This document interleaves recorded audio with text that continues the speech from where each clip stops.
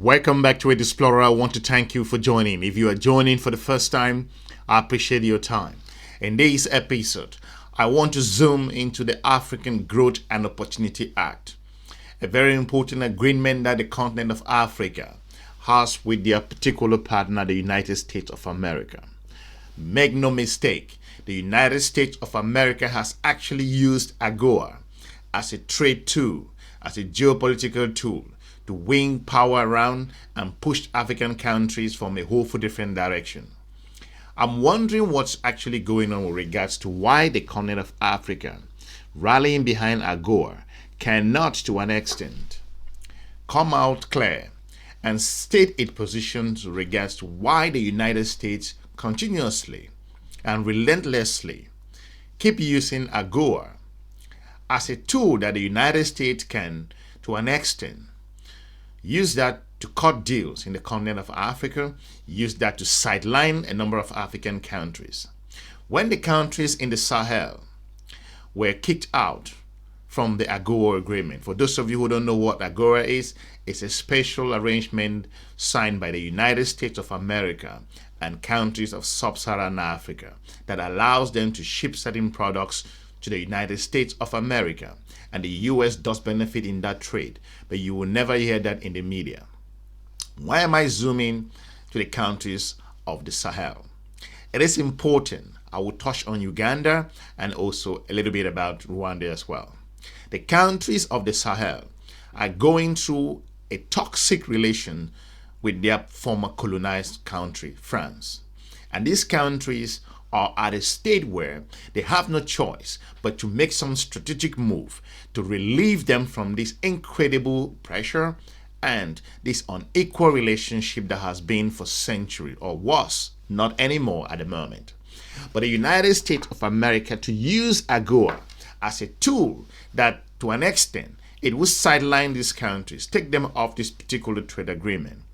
It's an indication that this particular leverage that the U.S. has with regards to the African Growth and Opportunity Act is something that the U.S. has continuously used over the years. The aid cutting with regards to U.S.'s particular position at the moment, looking at its current battles with the country of South Africa and the country of Egypt, it's not new. The continent of Africa with regards to the AGOA. AGOA is fundamentally important to some countries. However, to some, it's not at all.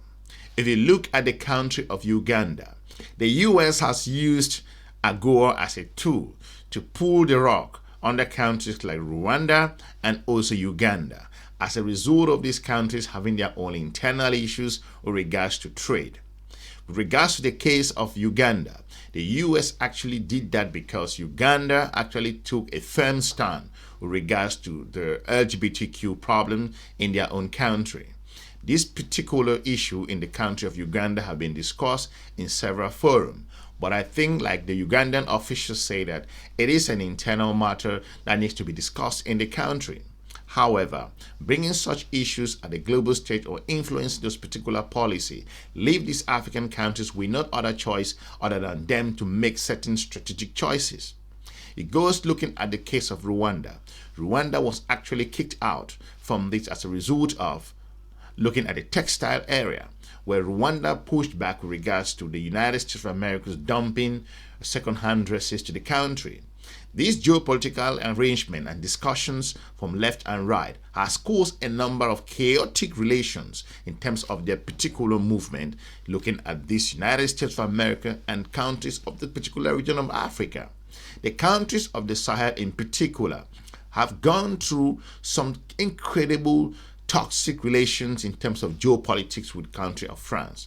And for those countries to an extent fight for their freedom, and the United States to take those countries out from the AGOA trade, is lack of strategic vision. Why am I saying this? It is important that by engaging the continent of Africa, you fail to understand that these countries have individual challenges, colonial relationship that they were involved in.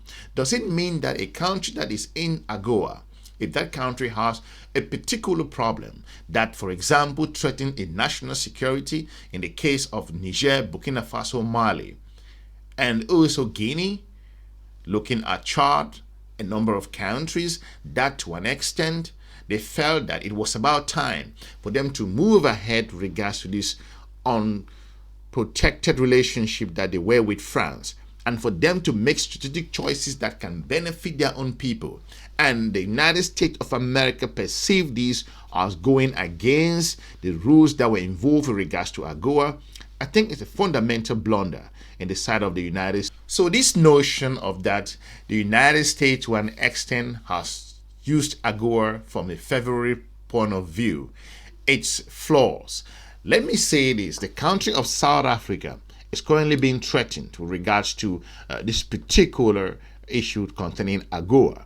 The African Growth and Opportunity Act is a tool that the United States continue to use to threaten a number of countries in the continent of Africa.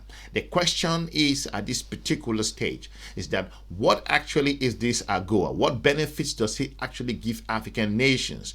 If you look at the current African Growth and Opportunity Act, that the United States has constantly, over and over, used it in several different ways. And it makes African countries who cannot take a particular position, they are so worried, they are so scared to an extent. Why is this particular trade agreement being used as a political tool? This is something that I think that African governments and countries must review to an extent. The United States of America's investment in Africa is not in infrastructure. The United States investing in mining and some other projects in the continent of Africa, but it's not at the scale of China. The US does not invest heavily in Africa's infrastructure. The United States of America cherry-pick aspect where it invests in the continent of Africa.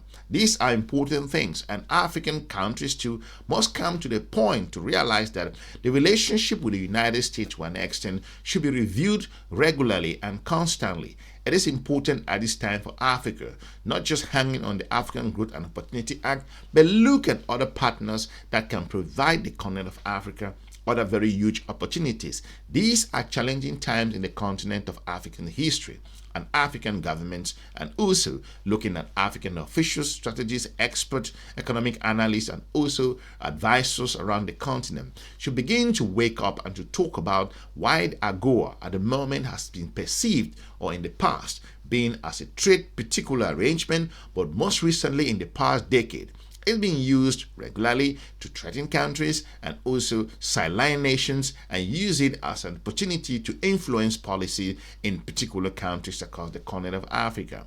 The African Growth and Opportunity Act is becoming problematic in a number of African nations because the United States of American Congress, to an extent, actually put the South African government, or the country as a whole, to regards to the trade agreement. If you consider the trade between the United States of America and the country of South Africa, it's in billions. And the first thing that, because the United States of America does not agree with positions that the South African government has taken, and the first thing you always hear is that take them off AGOA and take them off this particular trade agreement, or South Africa should not be a member anymore moving forward post 2025.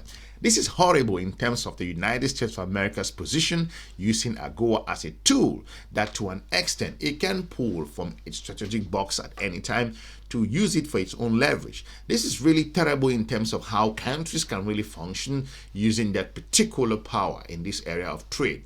That's the reason why the countries of the Sahel have perceived this particular relationship in terms of trade, which is going to be problematic in the future.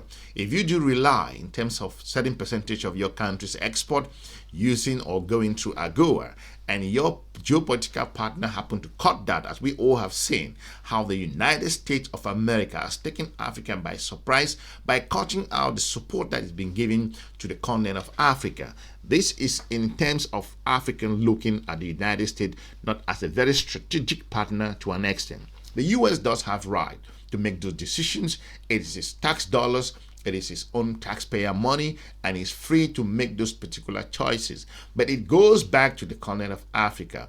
Why Africa should understand that the African Growth and Opportunity Act is a particular trade tool that the United States has been using across the continent of Africa. I know sometimes some African countries that export billions in terms of export to the United States may not look at the implications of AGOA in the short term, but in the long term, I think it's important that by renewing this AGOA, African governments can come forward and lay down the proper concerns that they have.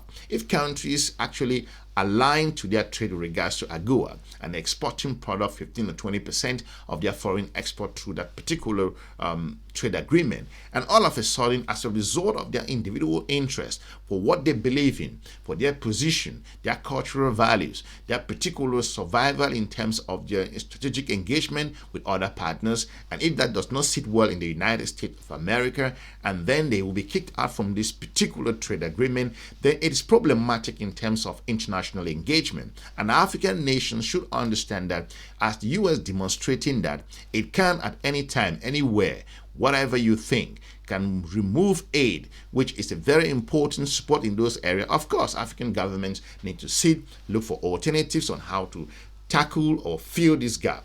It is important that they know that the administration in the United States at the moment is reminding them that nothing is permanent and nothing is going to be constant, or we're going to make sure that we use these particular tools to control you and give you a sense of direction.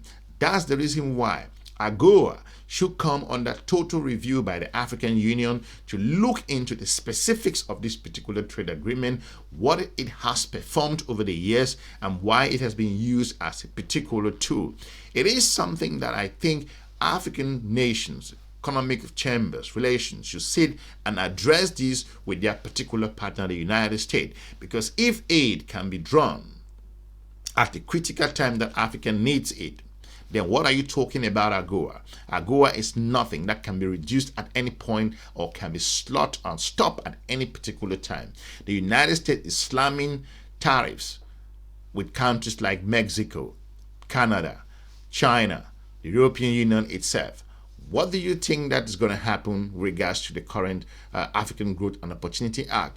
Do you know how that's going to influence, or how the US will use that again at its own particular advantage to hamstring African nations and to have leverage over them? This is vital. Coming 2025 ending, for example, African states must come to a clear and realization that AGOA could be the next on the chopping board. I want to thank you for watching. Let me know in the comment section what you think with regards to why the United States of America is using AGOA as a trade tool that, to an extent, they have decided to make sure that they can always at any time cut this if need be.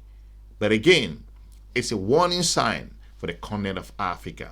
I want to thank you for watching. Leave me a comment. I will be looking forward to meeting you soon in our next episode. Have a good day. Bye-bye.